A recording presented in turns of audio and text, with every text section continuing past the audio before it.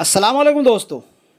अगर दिमाग का रिमोट कंट्रोल किसी और के हाथ में आ जाए तो यही ग़ुलामी है। और आज हमारे मालेगांव शहर की आवाम के साथ ऐसा ही होता आ रहा है। पिछले कुछ दिनों से मैंने देखा है कि बहुत सारे सियासी रहनुमाओं के गुंडे घर घर जा कर के अपना पार्टी का प्रचार कर रहे हैं और ज़बरदस्ती उन्हें उनका नाम लिख रहे हैं और ये कह रहे हैं कि तुम्हें इसी पार्टी को वोट देना होगा, और ज़बरदस्ती उनके ऊपर दबाव डालकर ये कर रहे हैं। और यही असल ग़ुलामी है। तो मैं कहना चाहूँगा इस तरह की ग़ुलामी से आज़ाद हो जाइए। वोट देना हमारा जमहूरी हक़ है और किसी का बाप भी हमें इस चीज़ से रोक नहीं सकता है।